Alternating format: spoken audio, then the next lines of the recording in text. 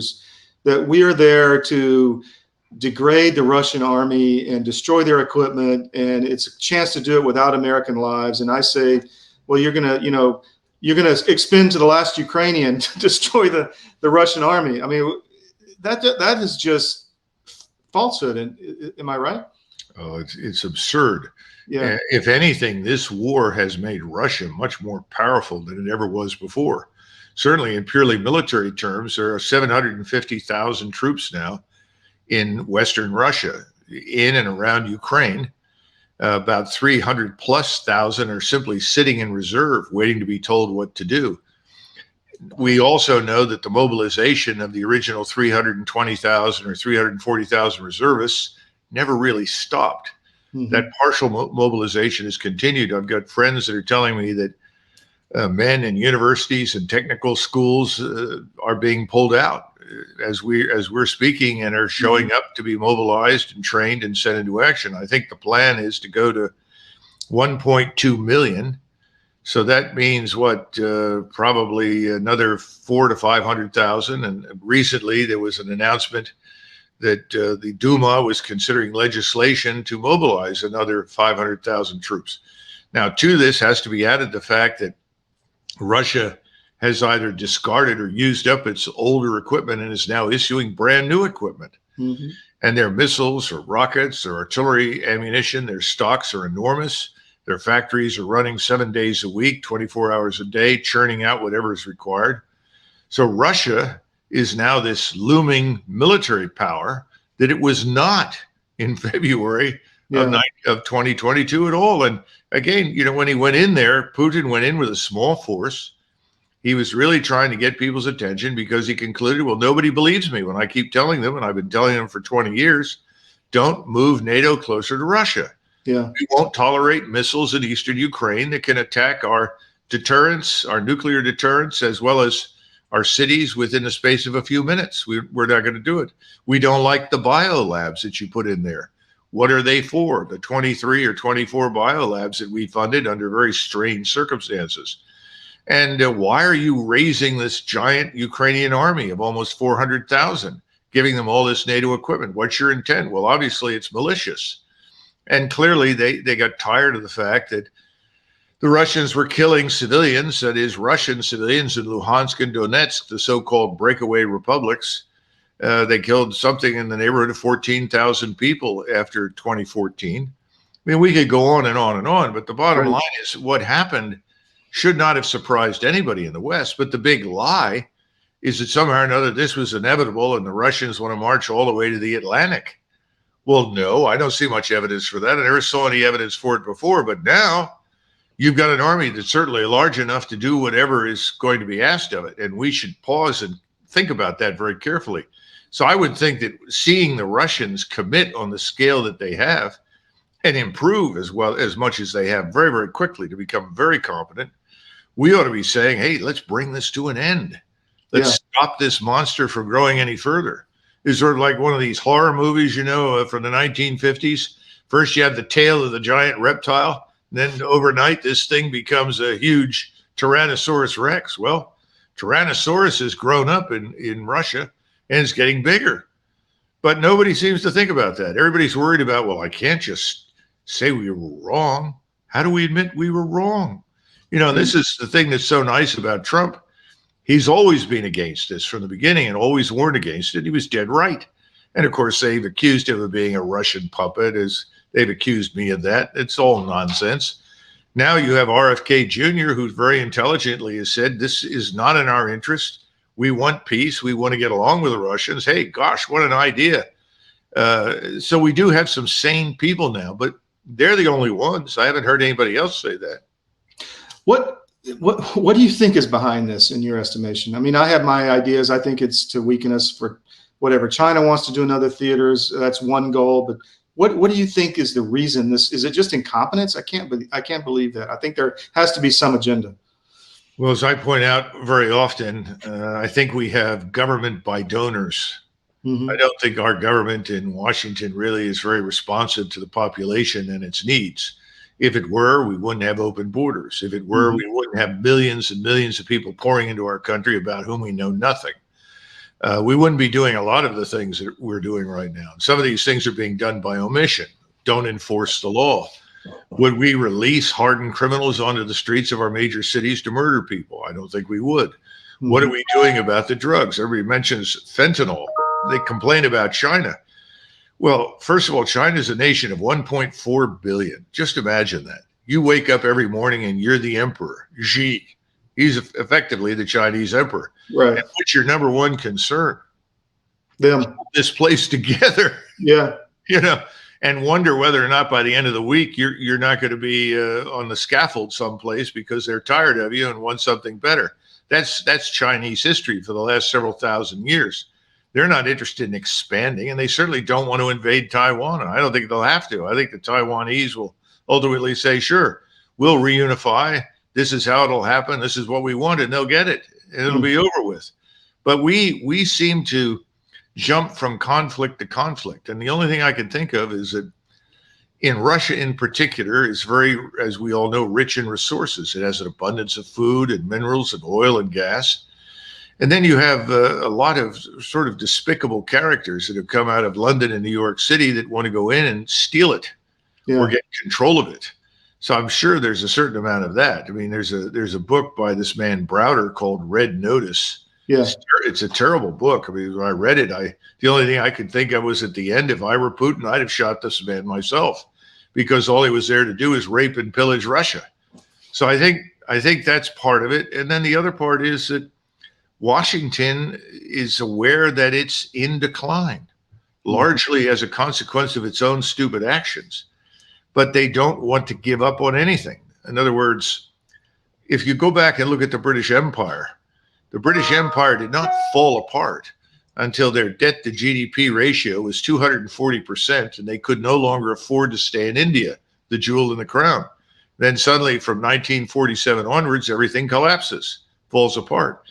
I see this happening in the same way. We don't want to leave anything anywhere. We insist that we must be everywhere, that we must be the decisive actor. It goes back to this ridiculous statement that Madeleine Albright made to General Colin Powell. Yeah. We're the indispensable superpower.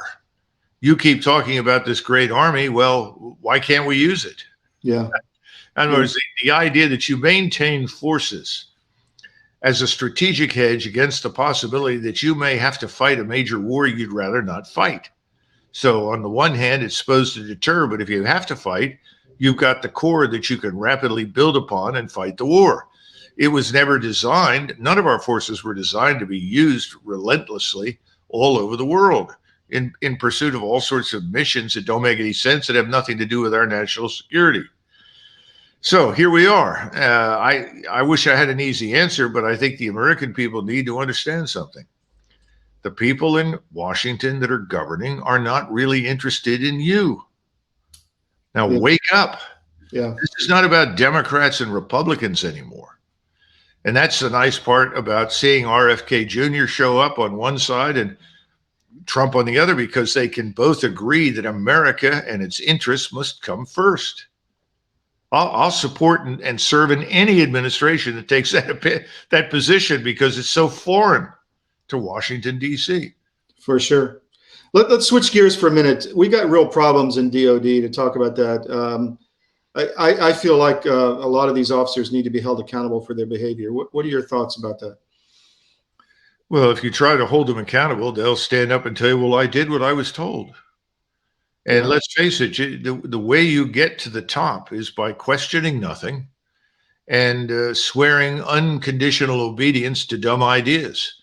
I saw this back in the 1990s. I had arguments with people like Dave Petraeus when I was a lieutenant colonel and he was a lieutenant colonel, and others. And they would say, well, low intensity conflict is a growth industry. We have to get into this. And I'd say, low intensity conflict, it sounds like low intensity thought. What are we doing? Why are we going to these places? We've never been in the Balkans. We have no vital strategic interests there. Now, the Russians have a long history in the Balkans. They've been fighting Muslim Turks for at least 1,000 years in the area, as well as in Central Asia and Ukraine. Perhaps they have a legitimate interest in the place, but we don't. They've gone in there to protect Orthodox Christians from the Muslims, but we haven't. What are we doing? I was not a big advocate for intervention there. I wondered what we were doing in Haiti. We can't fix Haiti. And if anything, we probably made it worse. We can go back to Southeast Asia. What are we doing in Vietnam? The French were here how long, and they've left. And what are we doing? Well, we're fighting communism. Really?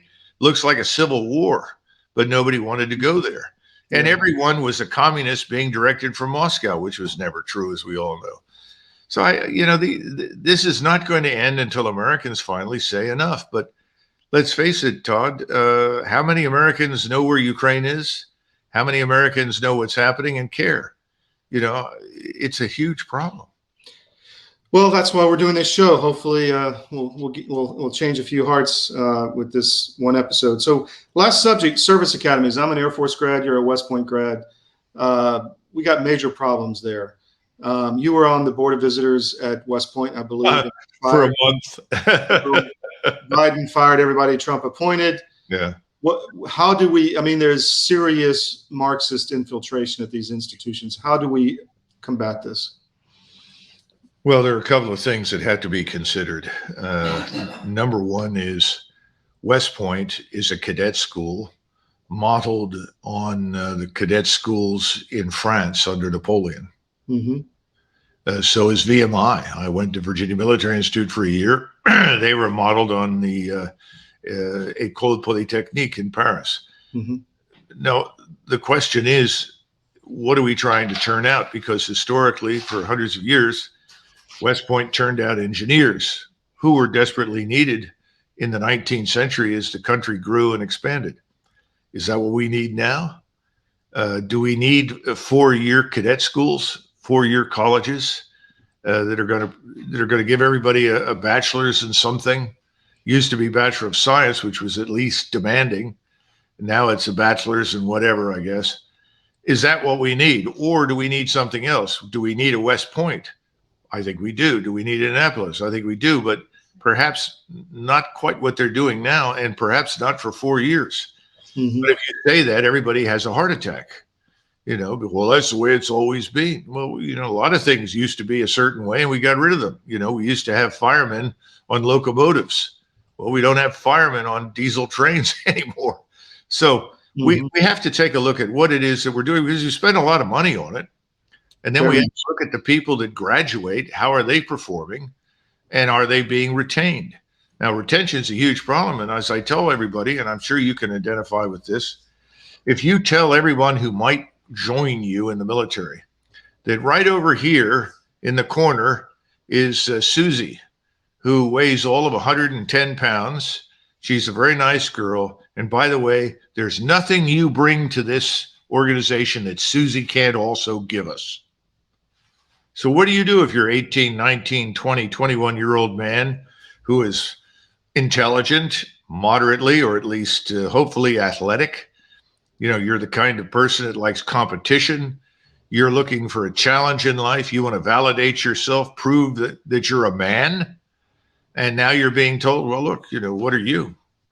And then just throw into that mix the transgender nonsense. Yeah. I think we've gotten to the point now with homosexuality that people realize that if you're discreet and you maintain standards of the profession, in other words, you don't embarrass the place. You can embarrass somebody whether you're homosexual or heterosexual. That's not really an issue. But now we've moved into completely new territory with this transgender nonsense. And that's the last thing that any reasonable commander of any force that's supposed to fight wants to have to deal with. Somebody who wants to come to work in high heels and a dress because he says he's a woman or she says he's a man or whatever. This is nonsense. That's not what military establishments exist to do. So you got to get back to the idea that ultimately military establishments exist to kill the enemies of the state and the American people. That's it. We're not there. This is not an encounter group. This is not a summer camp. We're not there to accommodate everybody's specific needs. As you remember the old saying from Star Trek, the needs of the many outweigh the needs of the few. Well, welcome to the U.S. military establishment. If that's unacceptable to you and you don't understand that you're putting your life on the line, that there are other things more important than you, including the organization you're part of and the nation, well, then don't join. But don't come in here and tell us this is your right to exercise all these dubious things and that we have to put up with it. No, everybody gets in the uniform, you cut your hair and you shut up and you do what you're told and you learn your profession. I don't know how to be more blunt about it, but that's where it is. So it's not just Marxism, it's the whole ridiculous ideology that has grown up over the last 30, 40 years.